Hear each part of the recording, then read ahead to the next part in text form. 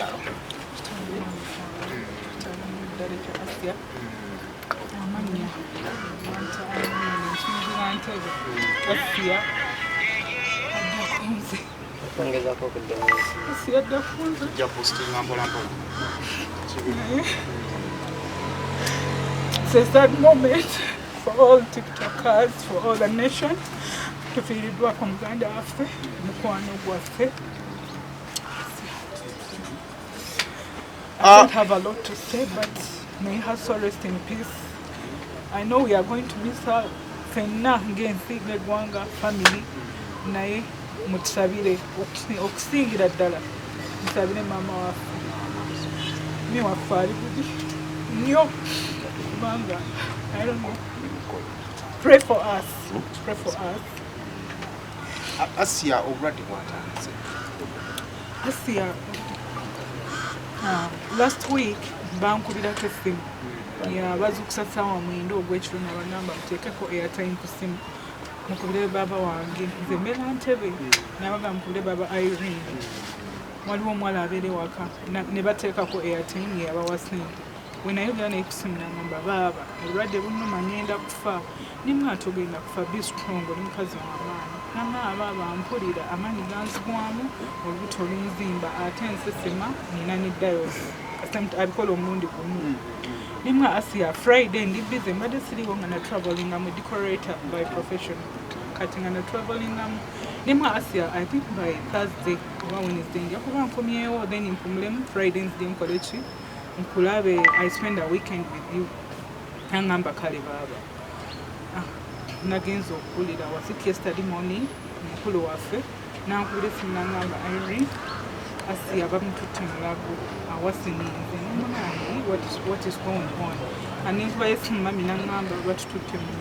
scan tugenda mu scan bagenda mukebera ki ekigenda mu maaso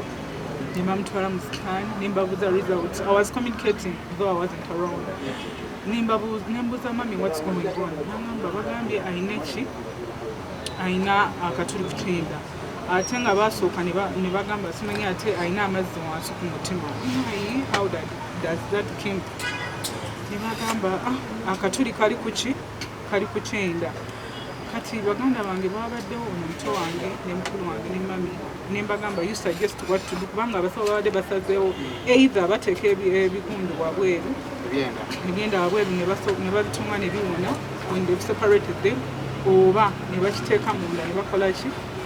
ne bakitungawo n'empola ne mama nedda suggesting tino babitungire munda bakitunge then babikkewo ne tubeera mu kusaba as believers Asia abadde mukkiriza nnyo ne tusaba the operation went successfully ne twebaza Katonda late night ne mpulako sister wange ssaawa 4 ne mukubira essimu n'agaana okukwata ne mukubira essimu nga making up busy omutima ne gugamba Asia nalabika she's in a bad condition ne mukubira essimu n'agaana okukwata nengamba then I tried to call my little brother omuto waffe yasembayo n'agaana okukwata n'essimu ze teziriiko ne mpumula saa 9 mba nenzukusa okusaba nsabire Asia I communicate to them esimu egenza okujja Asia afuga that was the end of Asia. That is the end of Asia. We've lost her. She's no more. May her soul rest in eternal peace. Embeera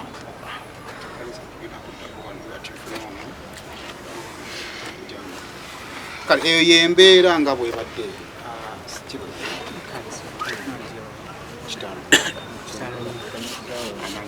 amanya bamuta Joko Salim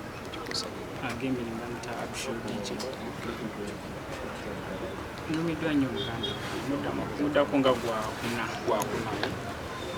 mami wange yankubidde essimu ssaawa 10 zakwosajjo before coming to the hospital nangamba Asia abeetaaga mugamba mami nakiira ku macanyanzije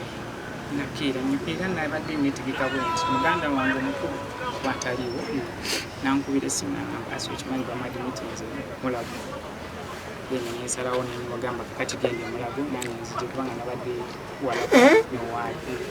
nsoose nangamba ne bamututemu sikaani biki nga tucommunicatinga ne sister wange ono bwe natuuseewo neraliikiridde embeera y'Asiya. Embeera yabadde ali mu mbeera wakuba kifo ali oxygen tebanamuteeka mu operation naye eraliikiriza saimu natuuseewo nendowooza nti Asiya afubirya naye yabadde akyali abamu bamulanze bifo nga tanafa abasinga ku mbeera gye bamulabye before yabaddewo era mwebaza nnyo naye nabaddewo okuva ku ssaawa esooka esemba Asiya yanfiiridde mu bwatti. Asiya yalwaniridde obulamu bw'omukazi yabadde mugumu nabaddewo saazibiriza saazewa nabaddewo omulaba alwana amaanyi mangi kale nenkubira ku baaba wange ono naye nakonsultinga abasawo eyo bamugamba omulwadde nga yakava mu operation natandika okufaitinga ennyo nga alina amaanyi it's very hard for her to survive. Nina kino kyonna kyojjukira Asiya atanatwalira mu theatre kyeyayogedde wakyeki Asiya ekintu kimu kyokka kyeyabadde asaba ge mazzi nyonta so omuntu waba atwalibwa okulongosebwa tebamuwa ebadde ennyonta emutta kintu ekyo ne mama wange akyakikola kati omwana wange obadde mulimu aleeta mazzi esigaleese so Asiya yafudde essaawa mwenda ng'ekikanga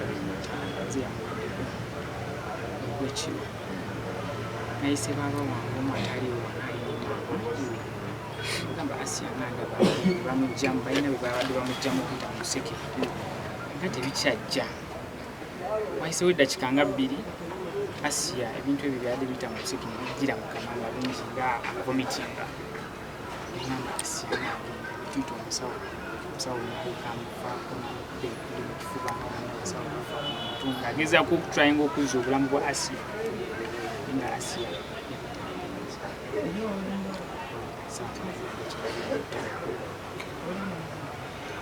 Asiya adde mumanyi ng'omugenzi omwana era kyokka olaba emabega ennyo eyo wakaaba olubuto omuntu agamba nze mmira panado si panado gwe tumugulira naye ye gwagamba nga bwemumanyi naye netumuleeta magenzi netumuleeta biki n'atereera nomulaba n'agenda nakola biki n'azannya n'ayogera nono n'alwanga n'ayomba nga bwemumanyi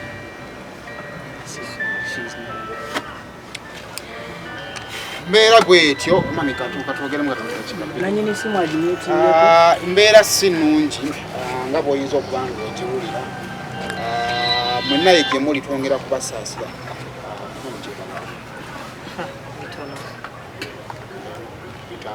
kitalo amanyi aze namugabisala Asiya muganda wange as a sister kikyotayinza kwererako Asiya manyi tubadde ne tulina Asiya ono wafa alijjo naffe buli bwa kamera tunoonya sayidi eyo ey'essanyu eba Asiya society bantu kiki batalabyeko Asiya ekyemumanyi Asiya abadde outgoing abadde musanyufu abadde muntu mulungi generally. I don't have much to say. It's really a dark moment for the entire family. Naye kyetulina okumanya nti it's God who gives and takes.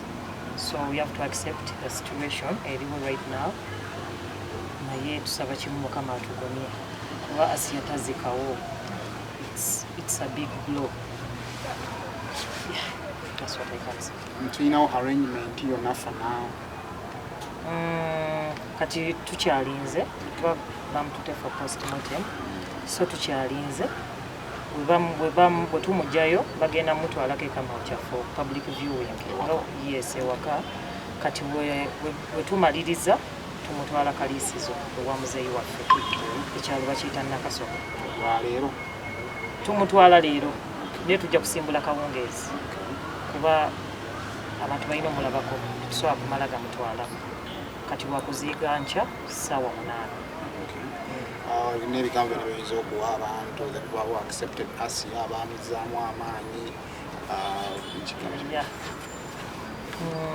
ntuusa okwebaza eri abantu bonna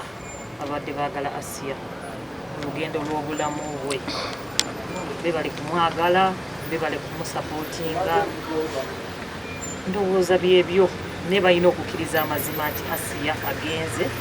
mukama bwatyo bwasazeewo ekiseera kye kituuse tetulina kyakukola tulina kukkiriza tho obulumi bungi era bugenda kusigalawo kuba memories they keep on coming so tulina okukkiriza nti Katonda bwatyo bwasazeewo naye batusabire naddala maama agume ne muzeeyi naffe ffennyini kuba si kyangu Asiya agendedde mu kaseera k'essuubi simanyi na kumanya naye Allah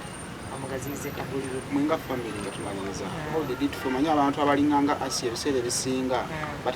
it feels good kuba omuntu yenna okuba n'omuntu nga Asiya bw'abadde and she becomes a public figure it feels good owulira bulungi yeah omuntu yenna asobola okifiiringa